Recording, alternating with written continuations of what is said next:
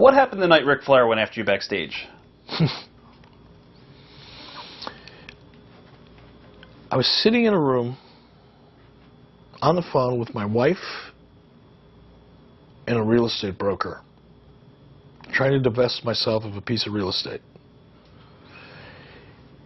I was in a room, a huge room. It's like a big green room, by myself, on the phone. Rick came in. Ric Flair. Okay. Came in. Arn was with him. I don't know, there might have been somebody else with him, I can't remember. I was on the phone, and Rick was fired up, sweating. And I didn't say excuse me or anything like that. He just come in, you know. I didn't know what to think about it. I was in the middle of a conversation. And then Rick started cutting a promo on me. He said, "Get up, you son of a bitch. Get up." I mean, I didn't know what was going on. He said, "Get up, you son of a bitch. I'm going to kick your ass. I'm going to dig out your eye." And now my wife's on the phone going, "What in the hell is going on here?" And I still didn't, none of it made sense to me. I had just been out drinking beer with Rick and Arn the week before, you know? Right. I didn't know I had any heat with anybody. And nothing had happened during the week that would have elicited that kind of behavior. So I started thinking, is either a rib or maybe I'm in a segment I don't know I'm in. I was trying to figure out what the fuck was going on. And Rick was so mad, he bit his own lip. And he was bleeding. I saw a trickle of blood coming down his chin. I thought, well, this is fucking insane. And I'm trying to get off the phone. And then Rick started firing shots at me. And as I'm sitting in the chair, I hadn't even stood up. He's going, "Get up, bam!" He throws a punch. "Get up, bam!" He throws a punch. And he was hitting me, and they were kind of, "Rick, I love you too." But he was throwing punches at me, and they were connecting. But it wasn't like, bam, you know? Right. So now I'm that made me even more confused. And then I finally said, "Fuck it." I hung up the phone and I stood up and I said, "Rick, I'm not going to fight you. What the fuck?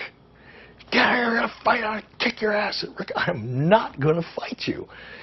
And I had taken a couple steps back and I was up against the wall, and there was a point there where I was like, well, man, I'm not going to sit here and get killed, but I was still trying to figure it out. And that's when I think it got loud and people came in and they pulled Rick off, and he went out, and I was just dumbfounded.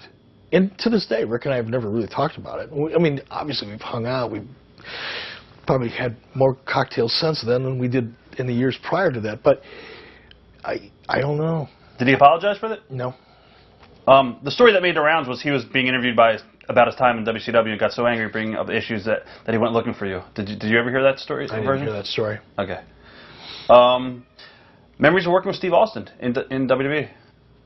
Being around Steve. Wow. Speaking of Steve, could you grab me a beer? Yeah. Perfect segue. Yeah, I was looking for one. I was hoping you'd give me one. Oh, thank you very much. No problem.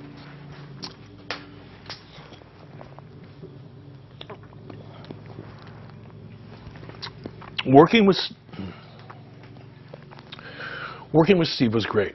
Again, it was kind of like, and I never really, I guess now I'm articulating this and I'm looking at it from this perspective, but it was another kind of step in closure in a way. And I don't remember how the idea first came up or who told me. It was either Bruce Pritchard or it might have been Vince. I can't remember who it was. I think it was Vince. He said, "How would you feel about working with us?" I said, "Great. Cool." And then Bruce Pritchard was very close to Steve at the time, and we talked about what we would do. And I think I even had I think it was one of the few times I threw in an idea or two about me, searching for Steve.